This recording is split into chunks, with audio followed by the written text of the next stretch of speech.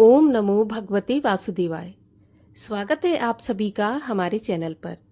आज के इस वीडियो में आप सुनेंगे सावन के महीने की अमावस्या की कथा, जिसको कि हम हरियाली अमावस्या के नाम से भी जानते हैं। इसके साथ ही आप सुनेंगे हरियाली अमावस्या पर सुना जाने वाला, पितरों को तृप्त करने वाला श्रीमद् भगवत गीता के 7वें अध्याय का पाठ और 7वें अध्याय का महात्म्य भी आज के इस वीडियो में आप सुनने वाले हैं। वीडियो अच्छा लगे तो लाइक करके शेयर कर दीजिए। ऐसी ही और कथाएं सुनने के लिए चैनल को सब्सक्राइब कर लीजिए। तो देखिए, सावन का महीना भगवान शिव को समर्पित है। पूरे सावन के महीने में भगवान शिव का विशेष पूजन और अर्चन किया जाता है। अमावस्या के दिन पितरों की शांति के लिए स्नान, दान, पिंडदान, श्राद्ध इत्यादि किए जाते हैं और इसके साथ ही श्रीमद् भगवत गीता के 7वें अध्याय का पाठ भी किया जाता है। इससे पितरों को शांति मिलती है, पितृगण तृप्त होते हैं और जब पितृगण तृप्त होते हैं तो हमारे जीवन में भी सुख और संपन्नता आती है। तो आइए आज अमावस्या पर सबसे पहले सुनते हैं हरियाली अमावस्या की कथा। उसके बाद सुनेंगे भगवत गीता के 7वें अध्याय का पाठ। तो हरियाली अमावस्या की कथा के अनुसार एक समय की बात है। एक राजा अपने राज्य में सुखपूर्वक अपने परिवार के साथ निवास किया करते थे। उसका एक पुत्र था जिसकी शादी हो चुकी थी। राजा की पुत्रवधू ने एक दिन रसोई में से मिठाई रखी हुई देखी तो वह सारी मिठाई खा गई। जब उससे पूछा गया कि सारी मिठाई कहाँ गई तो उसने डर के मारे झूठ बोल दिया और कहा कि सारी मिठाई तो चूहे खा गए। बहू की ये सब बात चूहे सुन रहे थे और वे इस गलत आरोप को सुनकर अत्यंत क्रोधित हुए। इसके बाद उन चूहों ने राजा की बहू को सबक सिखाने का निश्चय कर लिया और राजा की बहू ने जो झूठ बोला था उसका बदला लेने की भी सोची। कुछ दिनों के बाद महल में कुछ मेहमान आए तो चूहों ने सोचा कि यह अच्छा मौका है राजा की बहू को सबक सिखाने का। बदला लेने के लिए चूहों ने बहू की एक साड़ी चुराई और उसे जाकर मेहमानों के कमरे में रख दी। जब सुबह सेवक और अन्य लोगों ने उस साड़ी को वहां पर देखा तो लोग राजा के बहू की चरित्र पर उंगलियां उठाने लगे, तरह तरह की बातें करने लगे, कानाफूसी करने लगे। यह बात जिस तरह जंगल में आग फैलती है उस तरह पूरे राज्य में फैल गई। जब यह बात राजा के कानों तक पहुंची तो उसने अपनी पुत्रवधू के चरित्र पर शक करते हुए उसे महल से बाहर निकाल दिया। अब राजा की बहू महल से बाहर निकलकर एक झोंपड़ी में रहने लगी और नियमित रूप से एक पीपल के वृक्ष के नीचे दीपक जलाने लगी। इसके साथ ही वह पूजा करके गुड़धानी का भोग लगाकर लोगों में प्रसाद बांटती थी। इस प्रकार कुछ दिन बीत जाने पर एक दिन राजा उस पीपल के पेड़ के पास से गुजरे जहां उनकी बहू हमेशा दीपक जलाया करती थी। इस दौरान उनका ध्यान उस पेड़ के आसपास जगमगाती रोशनी पर गया तो राजा ने ऐसा देखकर आश्चर्य किया और महल में वापस आने के बाद उन्होंने अपने सैनिकों से उस रोशनी के रहस्य का पता लगाने के लिए कहा। अब राजा के सैनिक राजा की बात मानकर उस पेड़ के पास चले गए।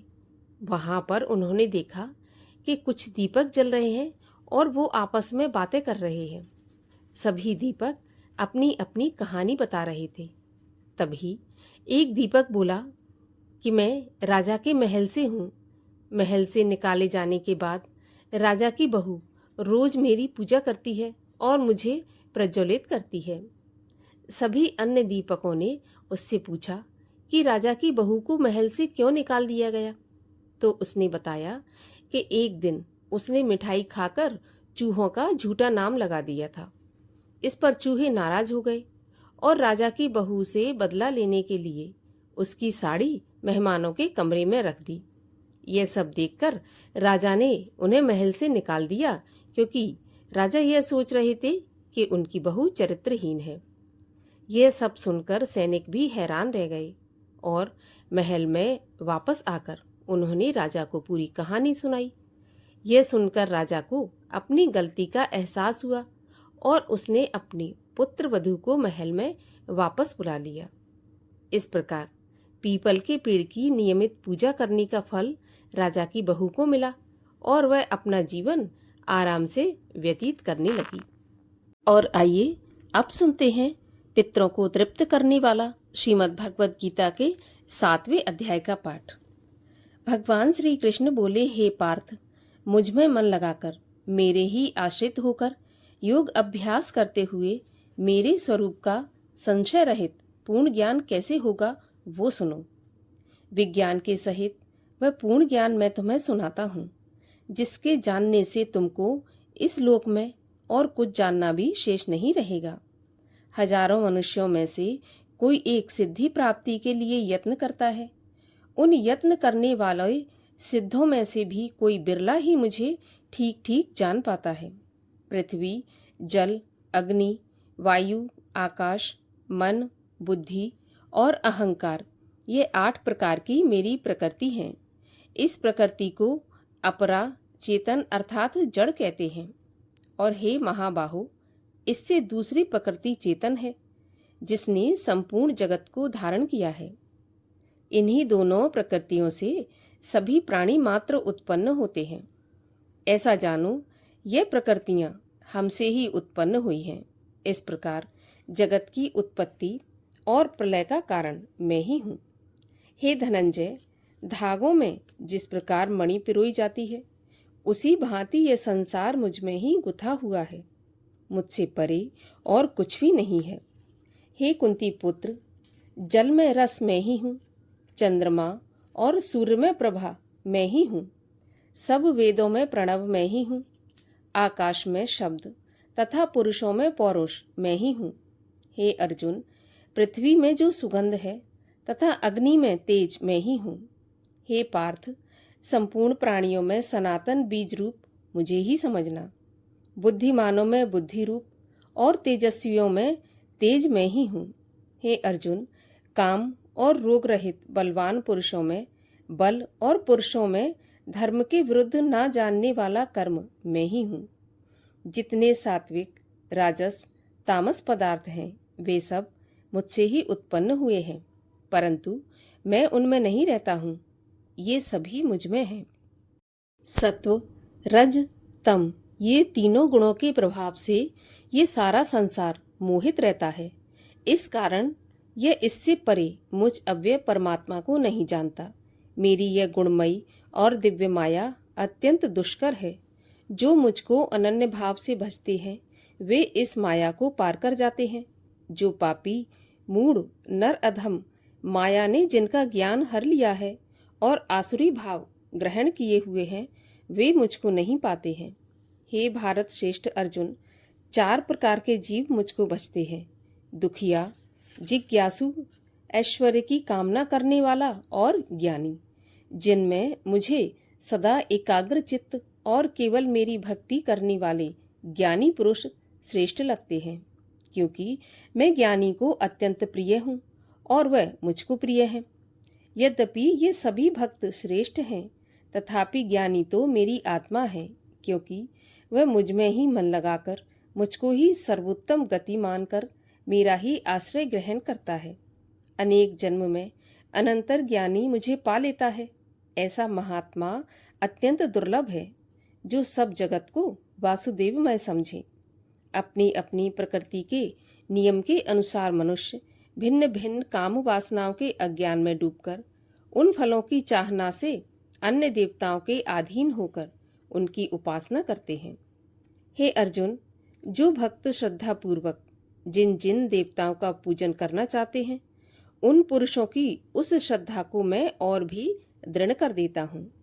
वह इस श्रद्धा से युक्त होकर उस देवता की आराधना करता है, फिर उसको मेरे ही रचे हुए कर्मफल प्राप्त होते हैं। परंतु उन अल्प बुद्धि वालों का फल नाशवान है। देवताओं के आराधना करने वाले देवताओं को मिलते हैं और भक्तजन मुझ में मिल जाते हैं।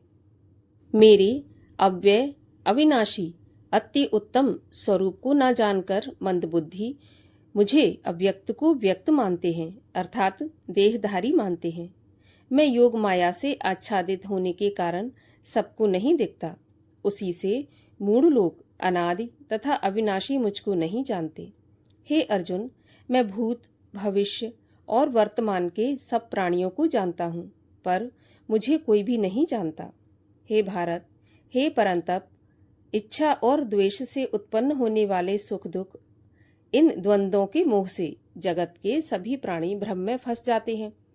जिन पुण्य आत्माओं के पाप नष्ट हो गए हैं, वह पुरुष द्वंद्व के मोह से छूटकर दृढ़ निश्चय करके मेरी भक्ति करते हैं।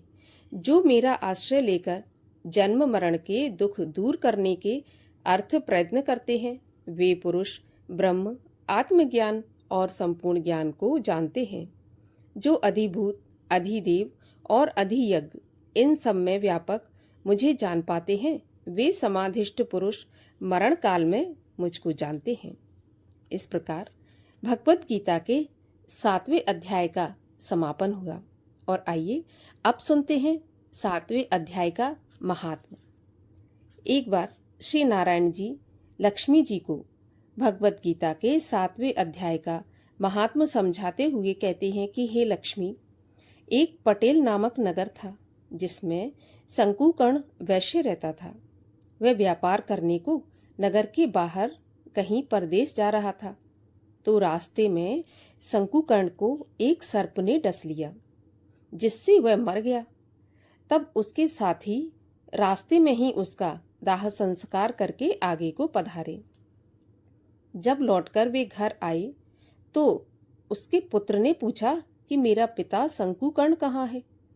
तब उन व्यापारियों ने कहा कि तेरे पिता को सर्प ने डस लिया था, सो वह मर गया, और यह तेरे पिता का सामान है तो तू ले ले। तो पुत्र ने कहा, जिस सर्प ने मेरे पिता को काटा है, मैं उसको नहीं छोड़ूंगा, मैं उसको मार डालूंगा। उन व्यापारियों से उसने कहा कि चलो मुझे वह जगह बताओ जहां मेरा पिता मरा है। तो व्यापारियों ने उसे वहां ले जाकर खड़ा कर दिया। देखा तो वहां पर एक वामी बनी थी, जिसे वह कुदीले से खोदने लगा। जब वामी का छेद बड़ा हुआ तो वहां से एक सर्प निकला। सर्प बोला, तू कौन है और मेरा घर क्यों खोद रहा है? तो उस बालक ने कहा, मैं शंकुकर्ण का पुत्र हूँ।